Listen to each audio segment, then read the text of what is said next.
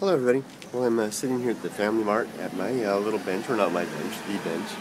Certainly it's mine this morning. It's a rainy day and the bench is wet. No one wants to sit here but me. I don't mind a little wet in the rear. This is a video response to a video that I actually received. I get a lot of email from people asking questions or comments, and I get the comments, of course, but it's not often that I get actually a video with a question in it. And I don't think the person would mind if I use their ID, but I'll go ahead and leave their identity private.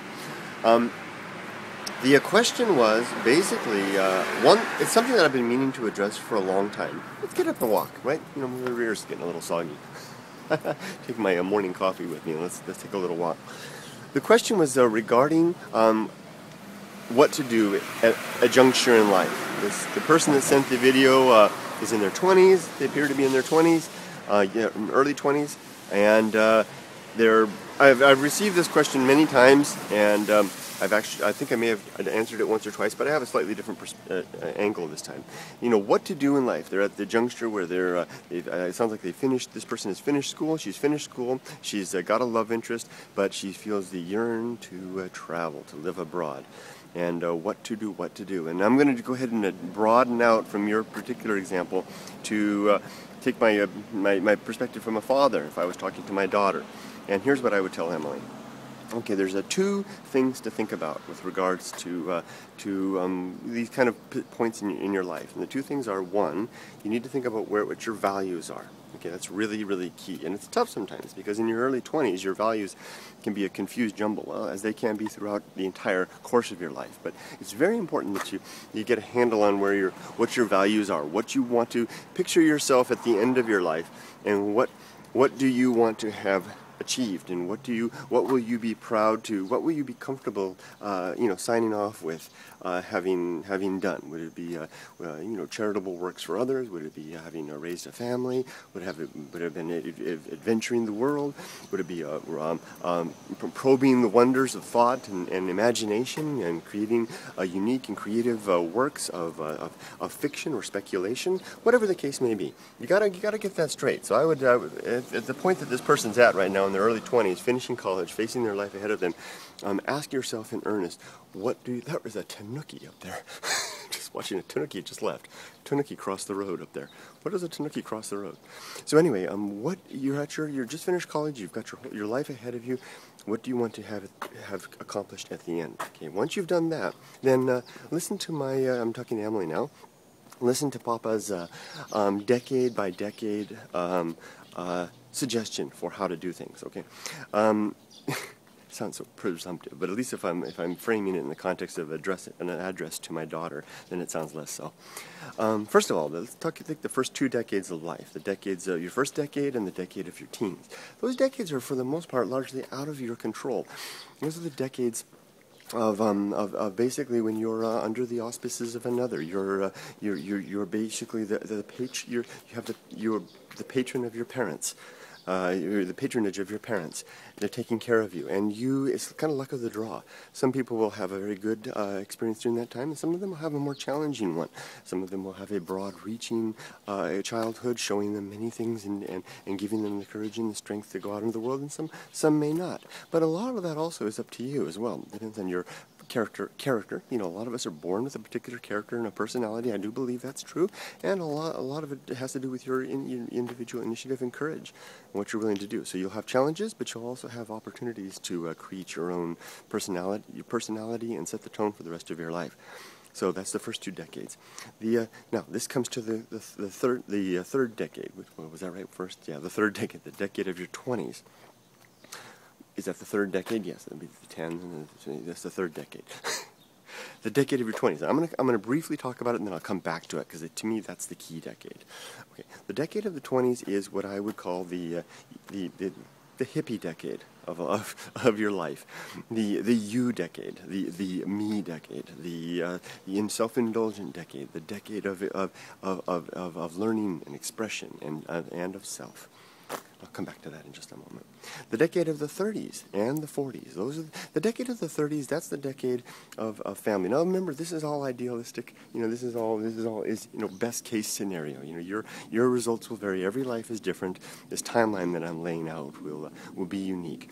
But the decade of the 30s, if I could write the script for my own life, I would call that the decade of family. That's the decade, and career. That's the decade to meet somebody to fall in love with, and to start your career in earnest, to take the education that you got in your 20s, and the experience that you have, and then begin to apply them. We live long enough now that you can actually wander a bit in your 20s and start in earnest in your 30s and still do quite well in life. So the 30s is when you start that, and then the 30s and through the 40s is when you raise. That's the decade of career and family, the continued period of career and family, where you're building your career, getting your finances all in order, and raising your family.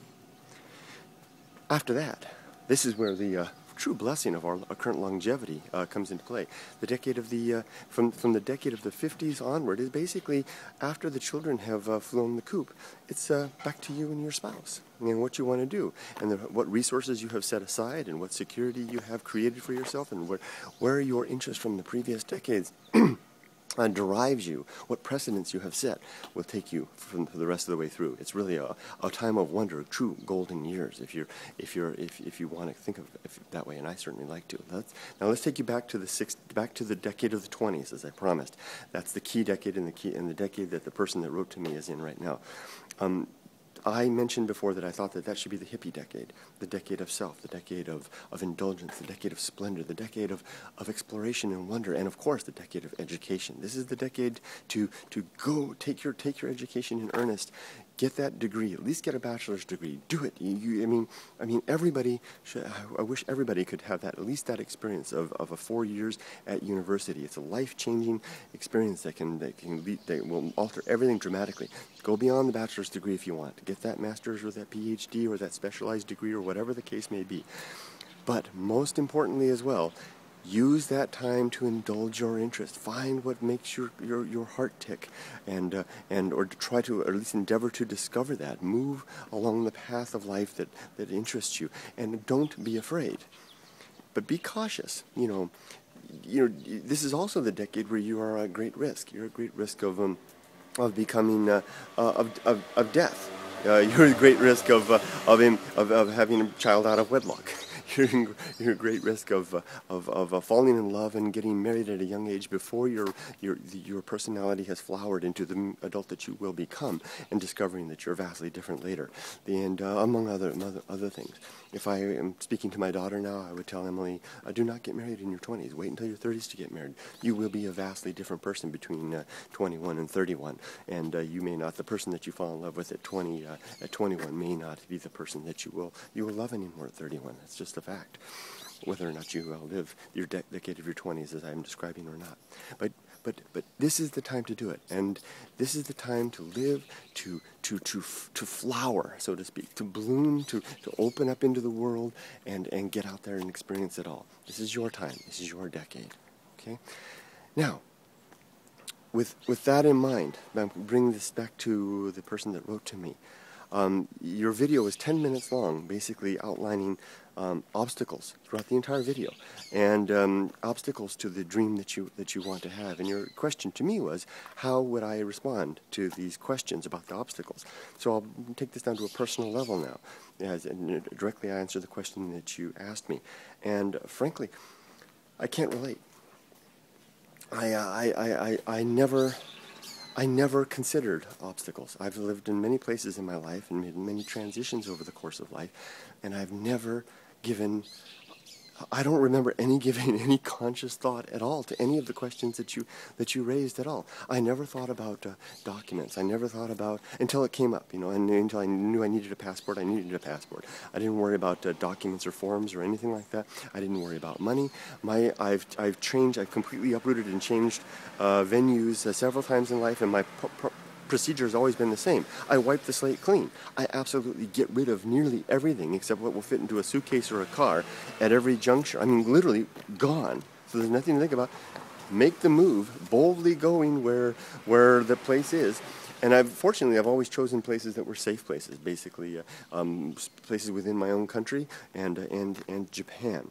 And so it's not like I was moving to some dangerous country or something like that. So it was, and then I just let everything unfold from there, never giving a single thought or worry to anything. And I've had a couple of instances where I've gotten into a bind, but every single one of them I've managed to get out of it. I'll probably end my life as my father did. Maybe, working to the end, probably broke, without a lot to show for the world in terms of stuff and things, but a life rich in what I hopefully will be rich in experience and delight. And that is mostly because I've never let the obstacles stop me. I don't even consider the obstacles. The obstacles, I have always made a decision about what was going to happen and just made it happen. I remember when I came to Japan to live in Japan for the first time. I knew Yumiko. She was in college together, and she came to finish college. She came back to Japan, and I simply said I wanted to follow her. So I said, I'm going to Japan.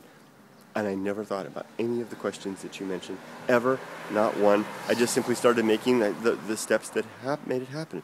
And I truly believe that if you pile the obstacles in front of your path before you even get started, you'll never go anywhere. And no, that's okay. There are a lot of people out there who truly don't want to be, they can't handle it. They don't want to proceed not knowing, not being comfortable about what's going to be happening. And if that's the case for you, then you better, address these things and take care of it. But my honest answer is I can't answer your question because I come from a completely different frame of mind. So good luck with your plans. I hope that you can find a way to move forward in a manner that is comfortable for you and yet allows you the freedom of mobility still. And I've got a man watching me across the street actually stopped his bike to watch. So let me go ahead and try to finish this video up.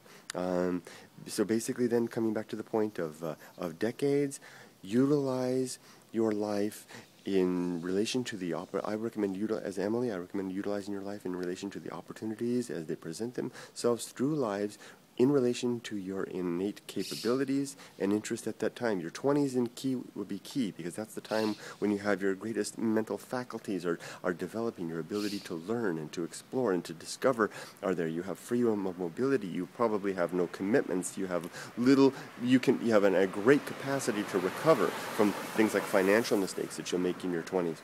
What you need to make. You need to make those financial mistakes to have more security later on. So go for it in your 20s. Just go for it. Just go for it and never look back. Make the mistakes. Make those mistakes and don't regret. Just don't make any mistakes that are going to hurt others. Don't get pregnant. In a situation where you haven't got someone who's committed to raising that child with you, if that means, and Molly will disagree with me, if that means not having any intercourse until you're married, then so be it. And I'm all for that. Yeah, that's an extreme stance, but it's the only way to really be safe in that capacity. Otherwise, and don't go to war zones. This is Papa talking to you. I'd rather you didn't go to a war zone. But otherwise, then that just go for it. Just go for it. And don't walk down, if you're a girl, or a young woman, don't walk down dark alleys at night. Don't do that as well. If you're a boy, go for it. I mean, I'll be sexist there. It's true. I mean, I do it all the time. And but men and women have different dangers in that capacity. And then take the rest of your life in accordance with your capacity and your abilities. And if you can roughly follow the timeline I suggest, Emily, then I hope that works out well for you. And it's certainly not the one I took. It's the one I see in hindsight. And for the person that wrote to me, good luck to you as well. I hope that your dream becomes a reality. Back to my original point to finish off now. Don't forget those values. Figure out what your values are. Figure out where you want to be on your deathbed, and what you want to be looking back upon when you're resting upon your deathbed. If you're so fortunate as to have a deathbed, and what you want to look back on and say, this is what I did. And as Thoreau said, I wonder if I can paraphrase Thoreau as I said, and to live my life and to live my life such that I will not have discovered when I come to the end of it that I had not lived at all. Okay, I'll leave that. Take care, everybody. Have a wonderful day. Bye-bye. And good luck, my friend.